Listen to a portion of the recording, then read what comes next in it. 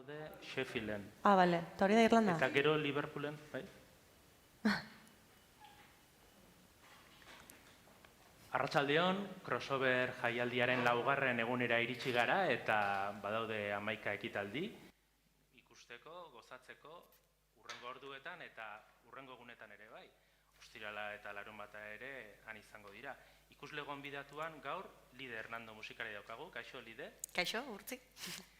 Lide Lier musika taldeko sortzailea eta kantaria da honeko maketa bat eta 4 diskoa atera dituzte, eta gospel talde batean ere ari da, Spirit. Gaina, uste dut, gauza gehiago egite dituzula, idazten ere bazabiltza, novela bat, uste dut, eta hori agian beste aurrerago hitz egingo dugu, zeren gaur telesailez hitz egiteko etorri gara ona. Prest zaude telesailez aritzeko? Bai, ni beti prest telesailez hitz egiteko. Ondo. Orduan, kontatu behar diazu pixka bat, zein izan zen lehenengo telesaila, azkeneko urteetan bintzat, ze telesailek eraman zaitun kateatzea eta engantzatzea, ez dakit, aurrekoan Iratxe Fresneak esan zuen jonki badala, zu ez dakit hainbesteko zean telesailekin. Bueno, pixkat bai, ez? Gu beti etxean daukagu ohitura faldu bitartean eta, faldu ostean gehiago, telesailak ikusteko. Osa hori da betiko rutina. Eta bata egunero telesail bera ikusten dugu, osa telesail beraren hurrengo kapituluak, eta amaitzean beste bat hasten dugu, eta hori da. Eta lehenbiziko telesaila pixkat mundu hontan sartu ninduena, gogoratzen dut perfectamente, hau da Game of Thrones. Bartzelonan bizi nintzenean, 2013 inguruan, nire lagun, de hecho nahiko frikia zen lagun bat, garai hortan frikia deitzen genion lagunari, eta berari izan ikusten, hori, eta interesatu zitzaidan, eta esan nion, ziazu zurekin ikusten kapituluren bat, eta, zitzaidan bera kontatzen gauza batzuk, hori, ezkontza gorriaren, dago kapitulu bat oso famatua, eta engantzatu nintzen. Oso mainstream da Game of Thrones, eta ez dakit, zein dan sekretua hainbeste jendek erakartzeko, eta mundu mailan fenomeno bat izan du da. Bai, egia esan ni normalean ez naiz oso fenomeno zalea, zerbait balin badago oso bogan, ni normalean, ez dakit, separatu egiten naiz, eta beranduago engantzatzen naiz, interesa badet. Eta Game of Thronesekin, momentu horretan konektatu nun, ez dakit niri fantasia gustatzen zaidalako, fantasia mediebala eta bar gustatzen zait, eta gero aparte, iruditu zitzaidan Game of Thronesek zeukala gauza bat, ordurarte telesailetan nik ez nuena ikusi zala, konbentzioak hausten zituela trametan. Gustatzen zitzaidan hori, zu normalean telesailak edo pelikuletan atentzioa edo kamera zentratzen da pertsonai batengan, eta zuk buruak ikusle bezala ez dut, hau da protagonista. Baina eske Game of Thronesen ez, pilo bat daude, eta kontu zeinekin enkapritxatzen zeran, ez hori askotan esaten zen, ez? Kontu zeinekin enkapritxatzen zeran Game of Thronesen ez dizula asko iraungo, orduan hori gustatu zitzaidan. Akatu iten dute edo... Hore. Eta pixkat infideltasun hori gustatu zitzaidan, ez? Dana ustea eta ez dezula espero. Eta amaiera zeritu zitzaizun? Amaiera mierda bat, barkatu, baina... Bai, azken, zazpigarren denboraldian hasi nintzen dezepzionatzen, iruditu zitzaidan sortzaileek zeukatela sekulako presa historioa amaitzeko, eta sekulako pena iruditu zitzaidan. Gainea, kuriosoa da, telesailek liburuen trama jarraitzen zuten bitartean oso ondo eraikia zeudela pertsonaiak, tramak, arkuak, gertakariak, eta behin bukatu zenean hori, eta hasi zirenean sortzaileak beraien kabuz asmatzen, hori ikusi zen sortzaileek, igual sormenerako, pixkatan kamotz galitzen zirela, edo impresori daukat. Hori bat izan zen Game of Thrones, baina egongo zen besteen bat hor tartean ere, hola, kolpatuko zintuna, ezta? Bai, behin Game of Thronesekin engantzatu nintzala eta deskubritu nuen telesailo mundua. Eta garai beretsuan hasi nintzen Black Mirrorrekin nahiko desente engantzatzen. Nik uste 2014, 2015, horren guruan. Black Mirrorren atal bakoitza historioa da, eta kriston historia daude, hor, gaur egun adimen artifizialaren kontu hauekin nola gabiltzan ikusita, agian gauzatzuk beteko dira, edo nola ikustezu? Gauzatzuk bete dira, ja, ez? Osea, bueno, ez dakit bete. Bueno, horren beste gauza kontatzen dira kapitulo bakoitzean, ziurrenik hor asmatu den distopietako bat jada gertatu dela. Baina... Zein da zure atal kutxunena, Black Mirrorren? Jo, baditut bi. Bueno, asko, azte naiz pentsatzen pilo bat ateratzen dira. Baina niretzako ni behintzat identifikatuen sentitu nintzen kapitula ikusita berehala, izan zen Nosedive. Dela, bueno, protagonista da Bryce Dallas Howard, eta kapitula kontatzen du nola bizi diran gizarte batean, non daukaten aplikazio bat eta mundu guztiari puntuatzen dioten bueno, pues atsegintasun mailaren arabera, ez? Pues bueno, kafea eskatzera zoaz eta atsegina bali mazera, edo kamareroa atseginan bada, ematen diozu dola, eta esaten diozu 5-tik 4,5 puntu. Eta horrela bizi dira denak, ez? Orduan, ja dana dago estetika super zaindua kapitulo horretan, osea, dana da mundu pastel koloreko mundu bat, ez? Dana buenismoan eta dena super cookie. Denek izan nahi dutelako txintxoak, eta ez hautsi arauak, ez izan bordea, ez izan hola super ozena. Eta... Claro, puntuazioa jaisten baldin bada ere ez dezu lortzen lanik. Eske dana dago hori, kurrikuluma orkesterakoan behiratzen dizute, baita edo entrevista bat iterakoan behiratzen dizute ze puntuak eta daukazun orokorrean, aplikazio horretan. Eta oso identifikagarri eruditu zitzaidan, begia esan mundu errealean ere, egin batean horrela gabiltzalako. Igual, ausartuko nintzatek esatera, emakume hori gehiago eragiten digula honek, pixkat txintxoa izatea eta ez izatea, diskretoak izatea, bazpare, eta ez ikutzea. Eta beste atala? Beste atala esan dizutu di? Beste atala, San Junipero, esango nuke. Bai, San Junipero pilo bat gustatzen zait, eta, bueno, hitz egin genunean honen inguruan pixkat komentatu nizun. Iruditzen zait dela kapitulu bakarrenetarikoa Black Mirrorren ondo bukatzen dena. Pixkat itxaropentsu bukatzen dena. Eta romantikoa da, bai. Eta romantikoa, eta polita da kapitulu hori. Bai. Ondo, atzo, Euskadi Irratiko Baipasakoak egon ziren hemen Koldo Mitxelenan aukeratu behar zituzten ezinbestekoak diren 5 telesail, horra gaitu ziren bakoitzak bere zerrenda proposatzen, eta aukeratu zituztenen artean, bazan bat uste zuk ikusi dezula, Breaking Bad aukeratu zuten. Zer irutu zaizu zuri Breaking Bad? Breaking Bad, begira, lehen esan dezuna hori bogan, telesail batzuk sekulako sona hartzen dutela, ez? Breaking Badek bazuen, eukidu sona hori, telesailen munduan sartu nintzenetik zan, como Breaking Bad, ikusi behar dezu. Eta nahi hasieran, esken naiz oso drogen inguruko tramak eta gangsterrak eta, ez dakit, a priori ez naute erakartzen. Eta, bueno, horrekin nahi milen bueltaka, eta hau azken urtean edo, azken 2 urteetan berreskuratu, ikusi dut telesaila. Eta Better Call Saul ere bai ikusi duzu? Eta Better Call Saul jarraian, Breaking Bad eta gero Better Call Saul. Eta niretzako telesail kutxunenak aukeratuko banitu, badakit ez direla berdinak, baina unibertso berean bizi direnez, niretzako bi horiek pakean doaz, eta sekulakoak dira. Niretzako dira top. Orduan, ondo aukeratua zegoen Euskadi Irratiko zerrenda hortan? Nire ustez bai, hori bai, Breaking Badek egon behar du, nire ustez. Nire top 5ean badago. Breaking Bad. Eta hori atzerrikon artean. Eta euskarazko topean zein jarriko zenuke? Euskarazko topean,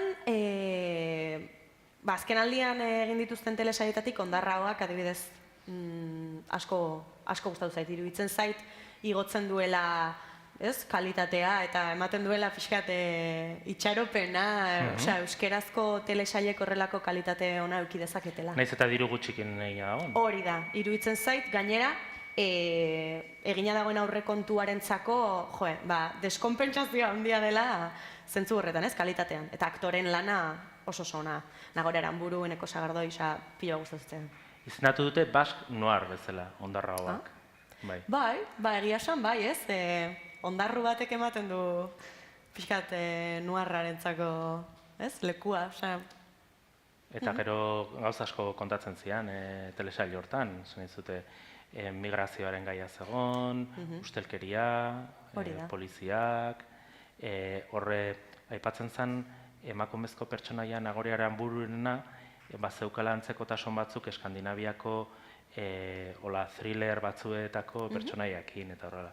Baliteke. Ez dakit nik Eskandinaviako gauza asko ez ditut ikusi, baina bai, izan daiteke. Horretarako Iratxe Fresneda genuen, Eskandinaviakoak, baina zurekin adibidez, Britaniarrak, telesail Britaniarrak bai aipatu ditzakegu, ez? Bai, egia esan azken aldian, nik nahi izan gabe, ez, autua egin gabe, telesail Britaniarrak ikusiko ditut, ikusi ditut batzuk, eta iruditzen zait brutalak direla, hasita. Fleabagetik. Fleabagi buruz, aparte, guazen hitzaitea, Fleabagi buruz, Fleabagek, zer dauka Fleabagek? Osea, laugarren paretaren kontu horita dena, nola da? Eske, takin dola eskribatu Fleabag, osea, nik ikusi nuen, pasatzen aste bete, ikusi nituen bi temporadak, eta neukan, síndrome de abstinencia, berriz ikusi behar dut, eta ikusi nun berriro. Bi aldiz ikusten nun, jarraian. Eta orain berriz ikusi neko nuke berriz. Ez dakit,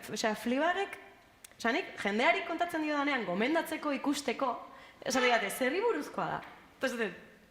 Da neska bat, Londresen bizi dena 30 urte ditu, eta dauka kafetegi bat, eta bere bizitza, eta orduan miratzea izute, serio? Osea, hortako badak, Friends, ez dakit, ez? Ez, baina hau berezia da, berezia da. Oso berezia. Ikusi behar dezu, kamera jokoak, pertsonaiak daude, superondo eraiki, iruditzen zait protagonistaren kapak, ditula, kapa pilo bat.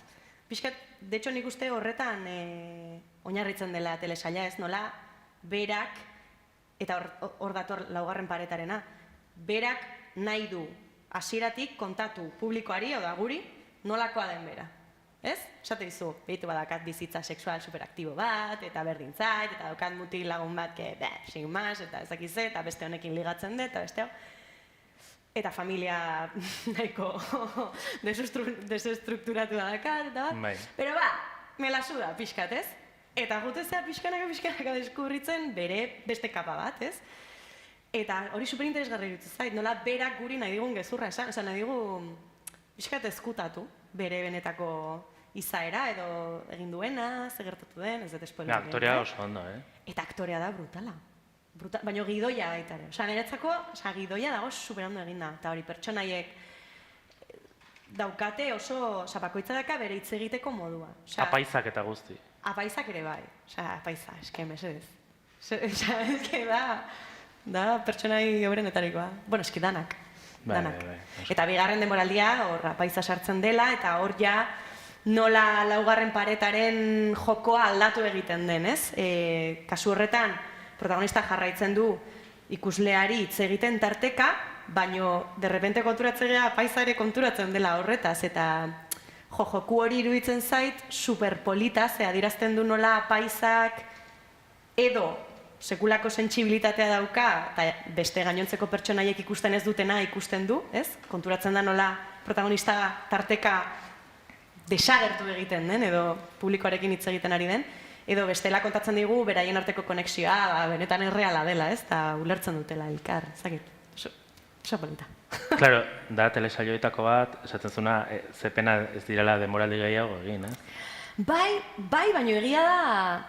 Bueno, hori, ni naiz oso frikia telesaiekin, da zerbait gustatzen bazait, ikusten dut telesaia, ikusten ditut zuzendariari egindako elkarrizketak, ikusten ditut gidoiak, fragmentuak irakurtzen ditut, osea, naiz bastante intensita gauza horiekin. Orduan, Fleabagekin hainbat entrevista ikusi nituen Phoebe Waller-Bridge egin zizkiotenak, sortzaileari, bide batez dela zuzendaria, aktore, protagonista eta gidoilaria, osea, Eta berak azaltzen zuen zergatik etzen beste demoraldi bat egin, eta superkoherentea iruditzen zait, eta koherentzia horrek ere egiten dit horrendi gehiago maitatzea. Eta zergatik izan hori? Pues, azteko, berak lehenbiziko demoraldia bakarrik egin nahi zuen lehenbizikoa. Eta zan, bere obra batean inspiratutako telesail bat zen, da bere obra kontatzen zuen lehenbiziko demoraldia kontatzen duena. Orduan berak egin zuen hori, Eta jendeari asko gustatu zitzaion, eta eskatu zioten, mesedez, beste bat egiteko. Eta orduan berak hasieran ez. Eta hasi zitzaion bururatzen nola eman bigarren buelta bat kamararen asuntoari eta Fleabag protagonistaren bizitzari, ez? Eta bururatu zitzaion bigarren denboraldiko historia, zela pixkat komedia erromantiko edo, bueno, pixkat romantzean sartzea, eta iruditzen zait oso bukaera digno ematen diola. Eskezakit ez dut kontatu nahi gehiagin, nahi dut jendeak ikustea, eta baina bukaeran kamara ja gelditzen da. Normalean kamarak beti jarraitzen du Fleabag leku guztietatik, eta horra amaieran ez du jarraitzen. Eta neskak biratzen du bukaeran atzera, eta egiten dio como, jazta, agur. Amazon Primeen behintzat, badago, nik hor ikusi dut. Agian beste tokiren batean ere bai. Claro, telesail britaniarrak daudelako toki desberdinetan. Zan izut batzuk da bideaz dira BBC-renak, igual iristen dira filminera edo beste toki batzutera, edo batzuk jendeak ere beste toki batzutatik harrapatzen ditu. Zein gehiago britaniarretatik? Azken aldian ikusi ditu danak. In My Skin, The Virtues, ez batzen. Bueno, hau Irlandarra da, baina Normal People, sartuko nuke hor, estetikan da estiloan ere antzekoa delako. Eta ez daki baten bat eskapatzen zaidan. Bueno, goazen horietaz zitzaitea. In My Skin adibidez. In My Skin oso berezia iruditu zitzaidan. Kontatzen du neska gazte baten historia, nola kudeatzen duen bere eskolako institutuko bizitza soziala, bere etxean daukan pasteloiarekin. Eta hasieran hori ematen du, inkluso komikorantz jo dezakela, ez? Bueno, venga, pixkat doble vida horren kudeaketa zaila ez dakizte, baina ez, osea, kriston drama da, eta... Baina sentimendu asko ere, bai, ez? Sentimendu asko, neska horrek... Papeloi bat, neska gazte horren, iruditu zitzaidan brutala aktorea. Eta amaren papera egiten duenare, bai, sekulako... Horrek ere bide moraldi. Bide moraldi, bai. Baita ere, jarraien hola, uste eta azte beten ikusi genuela. Eta oso polita, gogorra, ere bai. Eta hori, pixkat drama psikologikoan sartzen direnak niri behintzat asko gustatzen zaizkit, telesail horiek, pertsonaia oso errealak dituztenak. Buru osasunaren gaia ere jorratzen du, amaren pertsonaiakin, eta... Bai, eta iruditu zutzen brutala, gainera oso garrantzitsua horrelako bipolaritatea dauka amak, eta erretratatzen du aldi berean oso realista, eta aldi berean nik orain arte ezagutzen ez nuen modu batean. Osea, iritsi zaiguna bipolartasunaren inguruan da beste zerbait, gezurra dena ziurrenik, ez? Orain pozik, orain haserre, orain lasai, orain urduri, baina eske hor, oso kuadro bortitza dauka emakume horrek bipolaritatearena, baina, devastadorea zitzaidan. Hori oso gomendagarria, The Virtues ere, gomendagarria? The Virtues oso gomendagarria. Estilo beretik doa, esan nahi dut, drama, psikologikoa, horre ere sartzen da protagonistaren psikologian asko. Nik uste ez dela spoiler bat, ze pixkat da telesailaren paradigma edo, baina da pixkat sexu erasoa eragindako gizon baten etorkizuna, nola bizitzen duen, bere iraganean tapatuta daukan zerbait berreskuratuz, eta ze ondorio eragin dituen bere etorkizunean horrek. Eta oso gogorra, eta aldi berean, hori, pertsonaia baita ere engantzatu egiten diate. Eta aktorea, Stephen Graham, sekulakoa da. Igual, Britania handiko aktorerik kutxunenan erea behintzat, esango nuke. Hausartuko nintzateke esatera. Ondo, egunotan Espainiako telesail batzuk ere proiektatzen ari dira, crossoverren, Sorogoienen telesailik ez, baina badago Rodrigo Sorogoienen telesail bat usteet gogoko duzuna, ez? Antidisturbios? Bai. Azken urteetan ikusi dudan Espainiar telesailarik onena, niretzat. Osea, brutala. Brutala pertsonaiak, brutalak aktoreen lanak, Sorogoien oso tipikoa da plano sekuentzia luzeak egitea, eta hor badaude batzuk gozatzeko, ikusteko koreografia guztia, aktoreena, kamerena, dana, eta hori iruditzen zait oso historio ausarta kontatzen duela. De hecho, neri hasieran eragin zidan ez ikustea. De repente kontatuko diate Espainiar poliziaren inguruko historia bat, ke pereza. Ja, baina... Eta lagun batek esan zian, ikusi. Mesedez, ikusi. Eta, foa. Eta Biki Luengo? Eta Biki Luengo. Jo, deskubrimentu handik ez duen ezagutzen, aktore hori. Eta, oso ona, ze sutila, ez? Osea, iruditzen zait, askotan aktoreen lana goraipatzen danean, goraipatzen direla olako estena super, ez? Agresiboak edo negarrez edo yuka, eta iruditzen zait Biki Luengo kadibidez daukala papel bat, dela como diskreta, bera hor doa xorro ikertzen gertatu den guztia, eta bere aurpegia eta espresioak eta dena iruditzen zait, bikaina. Beste telesail bat onda grabatzen azkeneko hilabetetan eta ikusi beharko dugu. Hemendik gutxira uste estreinatuko dela. Eta komentatu beharko da hori ere. Zuro pelikulan ere aritu zen. Ez dut ikusi. Baina teniente. Gomendagarria baita ere. Gero, beste telesailen bat ola ez dugu aipatu asko komedia. Drama asko aipatu dituzu. Bueno, Fleabag. Fleabag, bai, Fleabagen barra egiten da. Baina komedia esan dituzuna sitcomak eta horrela ikusi izan dituzu? Bai, aipatuko dituzke bi, hola niretzako kutxunenak. Bat ez dugu bukatu, baina nahiko ona iruditzen zait. Friends, hau ikusi pare bat aldiz, osorik, eta The Office. The Office... Hori, hau da ez datena bukatu, zeia puntu batetik aurrera bihurtzen da oso sitcomen rolloan, errepikakorra, ez niri behintzat iruditzen zait, pixkat estankatua momentu batzutan, baina planteamendua eta bere garaian atera zenean, eta, The Office estatu batuarra, esan behar dut, badakit originala Britaniarra dela, baina guk estatu batuarra ikusi dugu, kopia bat da. Baina egia esan gehiago garatu zen, azkenean demora gehiago... Atzauskoa irratiko hortan ere hautagaien artean zegoen, azkenean etzan bosteko hortan sartu, baina nahiko gertu zebilen, hor tonpa amarrean bintzat bai. Eta gero, Friends barkatu da niretzako leku seguru bat. Batzutan ez dakigunean ze serie ikusi, guazen Friendsen kapitulo batzuk ikustera, bururatu arte beste zer ikusi, eta beti pasatzen dugu ondo. Itziten nahi gala, oain, aipatu dituzu batzuk ze gidoi honak, Fleabag edo In My Skin, olako gidoiak, zuain novela bat idazten nahi zehala, ze nolako telesaia gustatuko litzaizuke idaztea? Zen telesail gustatuko litzaizuke idaztea? Zein telesail? Niretzako Fleabag, eske... Igual oso redundantea galitzen zaita, baina...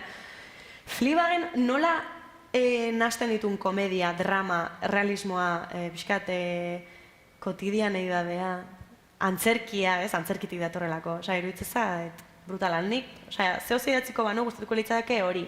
Horrelako zerbait, pixkat kanpotik komikoa dirudiena, badituna piko hola parrez lertzeko batzuk, baina gero derbente zaz, konturatzen zeana barrutik ze gauza serioa eskutatzen den. Neri pintzat horiek. Bide horretatik joko zen nuke. Bai, hori esango nuke.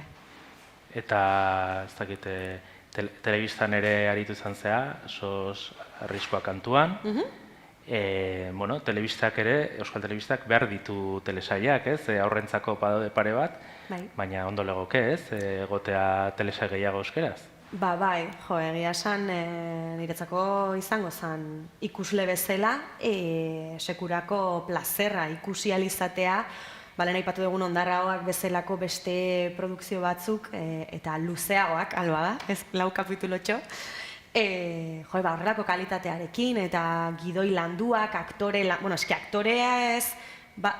baditugu, badakagu, arrobia, egon badago, sekulako aktoreak ditugu Euskal Herrian.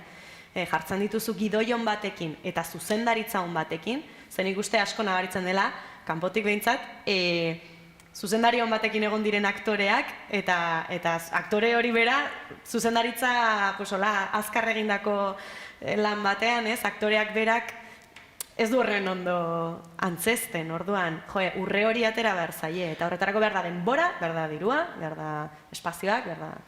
Dena den, badaude telesail batzuk igual, ez dienak aurrekontu zain demagun oso aurrekontu handikoak, eta ari direnak ondo funtzionatzen, katalan bat adibidez, autodefensa, ez esan dezakezu, autodefensari buruz.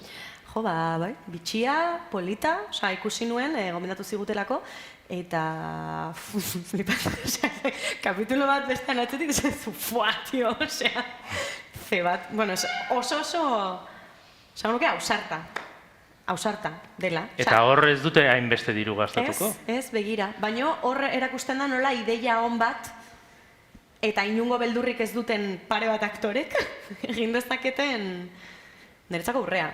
Kontrobertsiala izan da, telesaila batzuei ez zaio gustatu, niretzako oso ona. Bai, ni ikusi izan ditut komentarioak daudela txat batzutan, batzuentzat da sekulakoa, originala, berritzailea, ez dakiz eta beste batzuentzat ez du piper bat balio. Ez que egia da, baduela kutsu...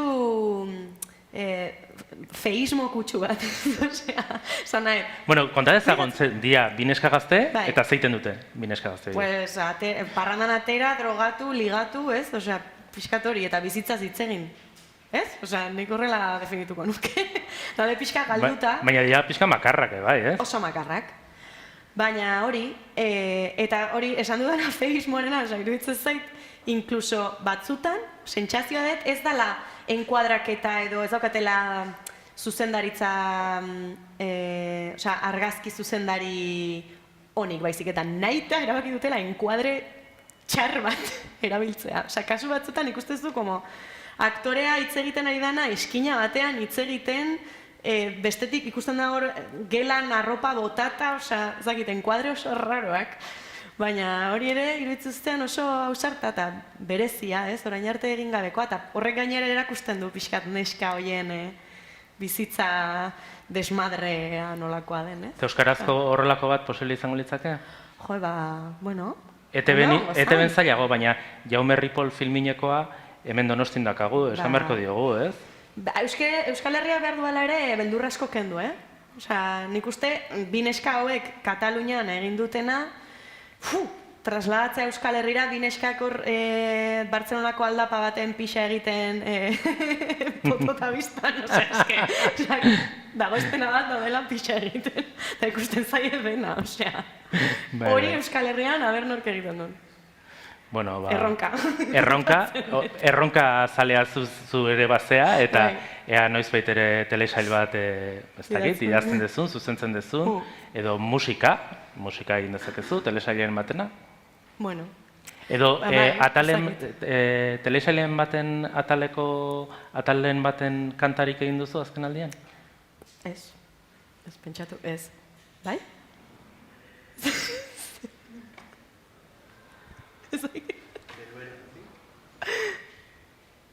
Telesailen bat, ez, baina bera galetzen dit barkatu, Bai, ea telesailen baterako bastakit Black Mirrorren atalen badati kantaren bat egin diozu? Gaizki ulertu dut. Bai, hori da. Osea, lehen aipatu dudan Black Mirrorren nire kapitulo kutxunenari dedikatu diota abesti bat.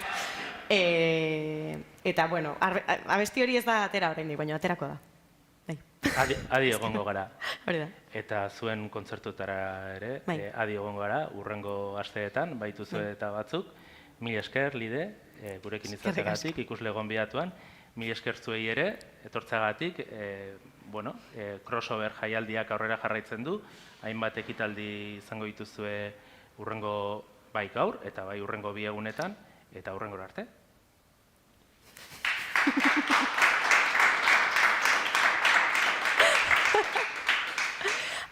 Falta zaigu.